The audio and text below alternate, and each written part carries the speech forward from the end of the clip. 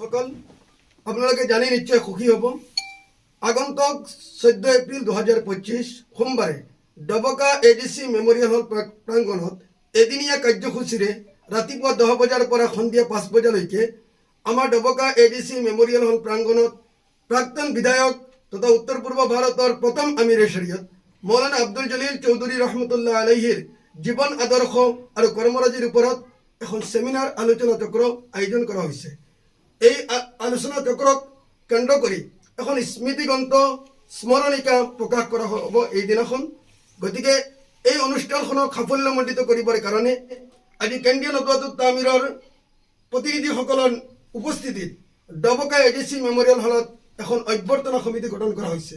এই অভ্যৰ্থনা সমিতিৰ সভাপতি হিচাপে আমাৰ উত্তৰ পূৰ্ব ভাৰতৰ এমাৰতে শৰিয়া নদুৱাতুত তামিৰৰ মহামান্য সাধাৰণ সম্পাদক হজরত মৌলানা আতাউর রহমান মাজার ভুইয়া সাহাবক সভাপতি হিসাবে পাতি আমার ডবকার বিশিষ্ট সমাজসেবক তথা চিকিৎসক ডাক্তার খালিকুজ্জামান চৌধুরী সাহাবক কার্যকরী সভাপতি হিসাবে আর মৌলানা ইবাদুর রহমান সাহাবক সম্পাদক লৈ এখন বহল ভিত্তিক এখন অভ্যৰ্থনা কমিটি গঠন কৰা হয়েছে। এই কমিটিখন লৈ ইতিমধ্যে এই সেমিনাৰখনক সাফল্যমণ্ডিত কৰিবৰ কাৰণে আজিৰ পৰা কৰ্মপন্থা হাতত লোৱা হৈছে। অনুষ্ঠানত বিশিষ্ট অতিথি হিসাবে হুজাইৰ রবীন্দ্রনাথ ঠাকুর ইউনিভার্সিটির ভাইস চ্যান্সেলর মানবেন্দ্র দত্ত চৌধুরী সাহেব আমার ইয়াত উপস্থিত থাকিব আর অন্যান্য আরো বিশিষ্ট অতিথিসকল পর্যায়ক্রমে আপোনালোকক জনোৱা হ'ব। আজি আমাৰ আৰম্ভণি আমাৰ প্ৰস্তুতি কাম চলি আছে, পৰৱৰ্তী আপোনালোকক জনোৱা হ'ব।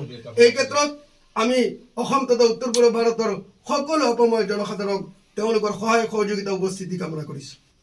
আজিৰ সভাত হোজাই আৰু নগাঁও জিলাত আমাৰ কৰ্মকৰ্তাসকল গোট খাইছিল আৰু মেমোৰিয়েল হলত আমি কেন্দ্ৰীয় এমাৰতে শৰিয়া নদুৱাতুত তামিৰৰ পক্ষৰ পৰাও প্ৰতিনিধিসকল আহিছোঁ।